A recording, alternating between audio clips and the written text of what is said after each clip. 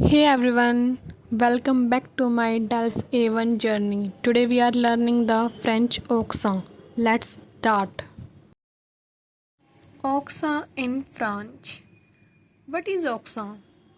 आखिरकार ये accent होते क्या हैं? Accent फ्रेंच में लेटर्स के नीचे लगने वाला एक छोटा सा साइन होता है. आइए इसे समझते हैं. हमारा फर्स्ट accent है ला accent ट्यागो. Used over E only. यह सिर्फ ई के ऊपर ही लगता है. It is always towards the right. यह हमेशा राइट साइड से लगता है. ई के ऊपर राइट साइड से. It gives the sound of आ. एग्जाम्पल, पहले हम कैफ़े को बोलते हैं कैफ़े, लेकिन इसके ऊपर ऑक्सा लगने के बाद हम इसको बोलने लग जाते हैं काफ़े.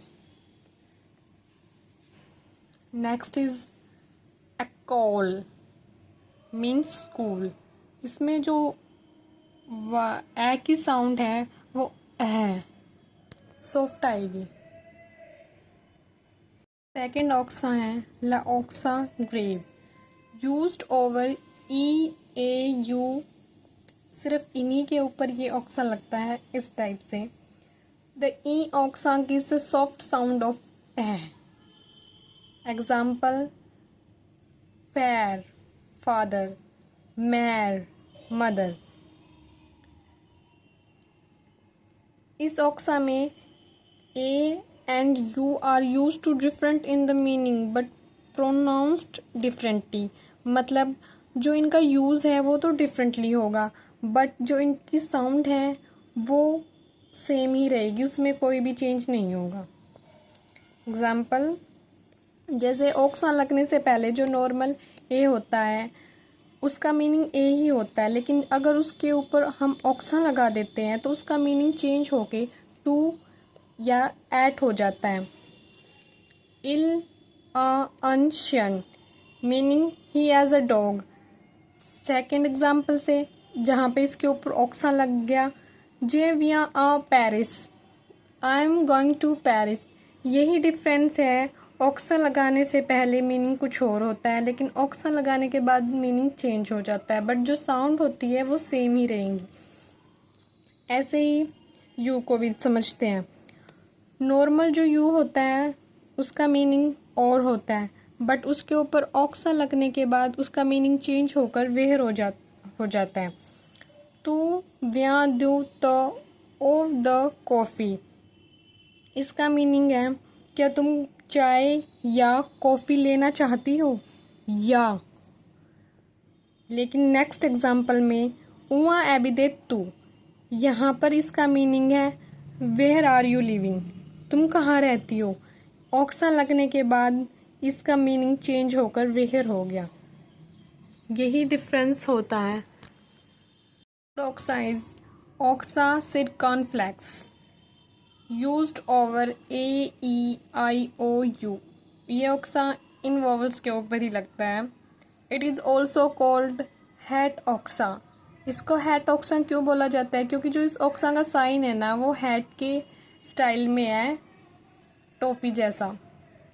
एग्जाम्पल, ऑक्सा लगने से पहले जो फॉरेस्ट है उसको फॉरेस्ट बोला जाता है, बट ऑक्सा लगने के बाद इसको फॉरेस्ट बोला जाएगा. Hospital hospital. इल्स इल. It is use to replace the sound of S. यह जो ऑक्सा होता है इसका काम ही ये होता है कि जो एस की साउंड है उसको हटाकर ये उस साउंड को सॉफ्ट करे, जैसे forest forest. Next accent is accent cedilla. It is used under the letter C. यह ऑक्सा जो सी लेटर होता है उसके नीचे लगता है to make it soft sound like S. आइए एग्जाम्पल से समझते हैं. जो नॉर्मल सी ए को हम लिखते हैं उसकी साउंड होगी का. सी ओ की साउंड है को. सी यू की साउंड है कू. बट इनके नीचे सैडी ऑक्सा लगने के बाद इसकी जो साउंड है वो चेंज हो जाएगी. हमने सी के नीचे सैडी ऑक्सा लगाया तो इसकी साउंड चेंज होकर सा हो गई. सी ओ की साउंड सो हो गई, सी यू की साउंड सू हो गई। एग्जाम्पल, पहले हम गारसों जिसका मतलब बॉय होता है, सीधा हम बोलते हैं सैडी लगने से पहले गारकों, बट ऑक्सा लगने के बाद इसको गारसों बोला जाएगा। ऑक्सा सैडी का यही काम होता है कि जो सी लेटर के नीचे लगकर उसकी साउंड को एस की तरह सॉफ्ट बनाना। Next accent is accent trema, used over I E O you.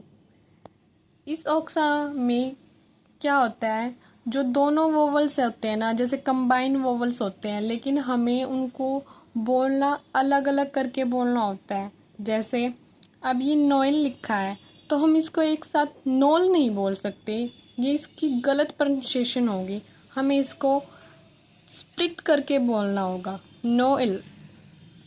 Next नेफे है, हम इसको सीधा नेफ ऐसे नहीं बोल सकते, हमें इसको भी स्प्लिट करना होगा, नेफ। जिस भी लेटर के ऊपर ऑक्सा ट्रेमा होगा हमें उसको हमेशा स्प्लिट करके ही बोलना पड़ेगा। इसके अंदर एक छोटा सा टॉपिक और है, लिगेचर। What is ligature? क्या काम होता है लिगेचर का? जो लिगेचर है वो दो लेटर्स को जोड़कर एक नया लेटर बनाता है। जैसे एग्जाम्पल ओ ई, लेकिन हम इन दोनों लेटर्स को जोड़ देते हैं तो ये एक नया लेटर बन गया। ऐसे ही ए और ई को जोड़ देते हैं तो ये भी एक नया लेटर बन गया। जो ओ और ई है ये मतलब कॉमनली यूज़ होता ही रहता है, हम हर एक लेटर में जैसे देखते हैं, बट जो ये ए ई है वो रेयर केसेस में दिखता है। एग्जाम्पल से समझेंगे, उफ एग, कुर हार्ट, सुर सिस्टर। ये एक छोटा सा टॉपिक था, इसको समझना भी ज़रूरी है। That's all for today.